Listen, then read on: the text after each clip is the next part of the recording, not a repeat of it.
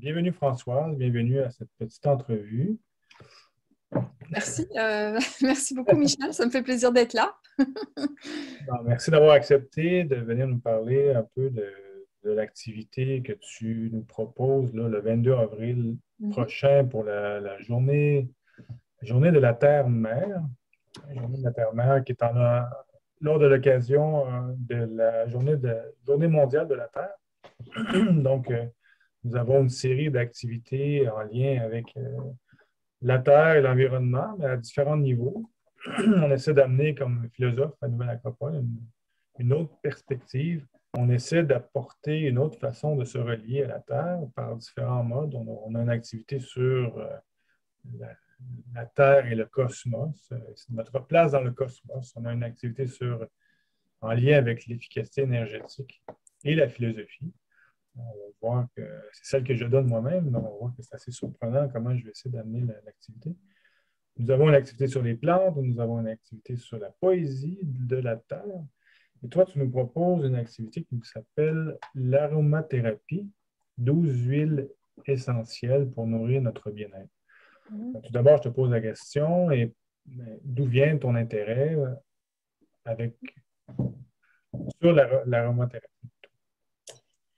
En fait, l'aromathérapie fait partie de ma vie depuis très longtemps. Elle est même apparue avant que je découvre la philosophie avec notre école Nouvelle Acropole. Je dirais depuis très jeune, les huiles essentielles ont fait partie de mon quotidien.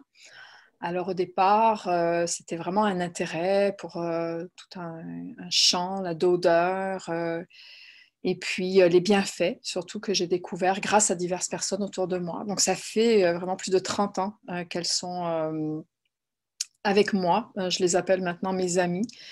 J'ai découvert une nouvelle dimension grâce à la philosophie. La philosophie m'a permis d'aller plus à l'intérieur de la nature, comprendre à quel point la nature était intelligente. Et du coup, c'est un peu plus récemment que je me suis formée en aromathérapie. Je suis allée à l'école, puis là, je continue d'ailleurs ma formation, mais j'ai une formation de conseillère en aromathérapie, donc je suis allée étudier avec Stéphanie Plamondon. Et donc là, ça a été un approfondissement et qui m'a permis aussi de relier aromathérapie et philosophie. Donc pour moi, c'est comme deux mondes qui sont totalement euh, reliés l'un à l'autre. Donc oui, il y a l'effet bien-être avec l'aromathérapie. Dis-nous un peu plus, qu'est-ce que ça veut dire? Quels sont ces bien-être qu'on peut ressentir? Ou à quel niveau? À différents niveaux, j'imagine. C'est vraiment à bien des niveaux et c'est pour ça d'ailleurs que l'aromathérapie m'intéresse tant, c'est que c'est très riche dans ses effets, dans ses bienfaits. En fait, l'aromathérapie permet, ou en tout cas les huiles essentielles, je dirais plutôt que l'aromathérapie, les huiles essentielles, euh, les principes actifs qui sont contenus dans les huiles essentielles euh, permettent de raviver notre propre force équilibrante à l'intérieur de nous. Donc, elles permettent d'équilibrer notre propre pouvoir Mhm. d'équilibre. En fait, la santé, le bien-être, tout ceci est une question d'équilibre et que les huiles essentielles donc, nous permettent d'activer nos propres pouvoirs intérieurs, donc, que ce soit au niveau mental, au niveau émotionnel. Donc, se sentir à la fois calme, mais en même temps énergisé, par exemple. Et donc, elles ont un grand pouvoir d'équilibre. C'est intéressant, cette idée d'extraire l'essence. Mm. Et je fais le lien un peu avec la philosophie, où la philosophie nous aide aussi à extraire l'essence de l'existence, je dirais. Mm-hmm. Donc, de comprendre d'extraire de l'expérience de la vie, Mm-hmm. d'extraire l'expérience, ce qui peut être utile pour notre vie, notre futur, donc, et notre vécu comme être humain. Et la nature nous montre un peu comment en faire. Les huiles essentielles, justement, comme leur nom indique, nous amènent à l'essence. Et ce qui est magnifique, c'est qu'on peut extraire voilà, l'essence, c'est l'identité profonde. Alors c'est sûr que et ça contient en puissance hein, le principe actif. Et c'est vrai qu'en philosophie, ça nous intéresse d'aller à la recherche de l'essence. C'est l'essence qui nous rapproche de l'identité profonde des êtres. Et les huiles essentielles nous rapprochent du fait que tout est vivant dans la nature et donc même que tous les règnes de la nature sont peuplés d'êtres. Donc même une plante a un être, bien sûr exprimé à l'aide de plants qui sont les siens, mais il y a une identité profonde et donc tout ceci se fait dans un très grand respect. C'est pour ça que moi, chaque fois que je suis au contact des huiles essentielles, et même devant une petite bouteille ou quelques gouttes d'huile essentielle, j'ai une profonde gratitude parce que je sais qu'il y a tellement de plantes qui sont derrière ces petites gouttes. Et c'est le principe actif de ces plantes-là.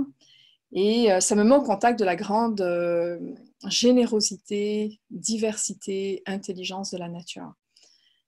Et c'est pour ça, du reste, que le principe même des huiles essentielles est qu'elles sont très puissantes et qu'il faut les utiliser en sachant bien les utiliser. C'est pour ça que dans cet atelier aussi, je vais donner vraiment les précautions d'emploi parce que c'est important de savoir ce qu'on fait, pardon.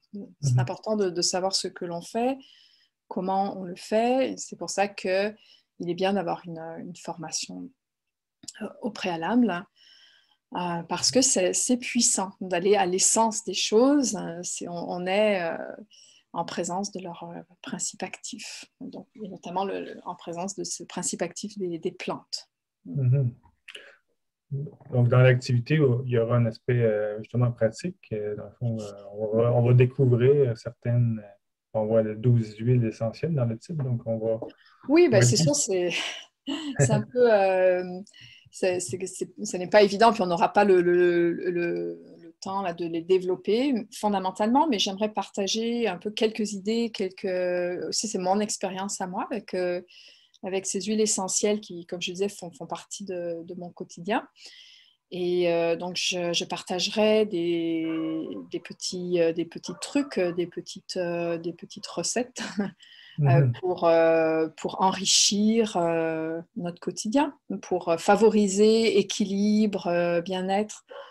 Donc, il y en a énormément des huiles essentielles, il y en a des dizaines et des dizaines, mais je crois qu'avec quelques huiles essentielles, on peut transformer notre quotidien, on peut véritablement goûter à toutes sortes de bienfaits. Ouais, c'est pas seulement les odeurs, malgré que même l'odeur, des fois, on fait juste sentir, on en a ici, Oui, on sent l'ambiance différente. ouais, tout à Pas nous fait. sentir, Le mais. sens olfactif est très fort. Ben, c'est un sens qui nous relie euh, au mental, hein, mais aussi à Mhm. l'émotionnel. Donc, effectivement, c'est pour ça qu'on va parler également dans cet atelier des différents modes d'utilisation. Alors, excuse-moi, j'ai un blanc là. Comment on appelle ça? La diffusion, voilà. Alors, la Mhm. diffusion en est un, donc le mode aérien, donc, qui est très fort, puisque oui, ça fait appel à notre sens olfactif. Aussi, on peut s'en mettre par Ah oui, application hein, le toucher, ouais, c'est vrai. sur le corps. Donc, et là aussi, le sens olfactif est toujours important. En fait, toujours avant d'utiliser une huile essentielle, la sentir, hein, c'est très important. Je dirais que c'est notre premier contact avec elle. C'est notre premier contact avec cette essence. Donc, oui, c'est très puissant, le sens olfactif. Ça commence par là. Et moi, par exemple, ce qui m'intéresse beaucoup, c'est aussi le lien entre la terre sur laquelle on vit, donc ici au Québec, et toutes ces plantes, donc la végétation qui pousse sur cette terre et qui renferme des principes actifs qui vont venir répondre à des besoins au niveau de notre bien-être en tant que population. Et par exemple, au Québec, ben, nous avons tous les sapins baumiers, la pruche, l'épinette noire, pin sylvestre, ces arbres-là nous apporte une force vitalisante qui est importante, qui nous permet de résister aux adversités, qu'elles soient physiques, émotionnelles, mentales. Donc, je trouve ça très intéressant, ce lien aussi entre la végétation d'une terre et la population qui vit. D'ailleurs, nos Premières Nations connaissent depuis très longtemps le principe de l'extraction, la distillation des huiles essentielles et utilisent bien sûr les plantes, mais aussi voilà, ces extraits depuis très longtemps. Donc c'est aussi ça qui m'intéresse, c'est récupérer un savoir ancestral, une sagesse à laquelle voilà, nos ancêtres ont été au contact, les ancêtres de la médecine, nos ancêtres, les sages, les médecins sages, qui étaient avant nous, même sur ces terres en Amérique. Donc récupérer cette sagesse, l'intégrer à ce que l'on sait aujourd'hui. C'est pour ça qu'aujourd'hui on connaît la structure moléculaire des huiles essentielles, c'est pour ça qu'on appelle ça l'aromathérapie scientifique. Donc tout ceci fait qu'il y a une convergence de savoir qui m'intéresse énormément.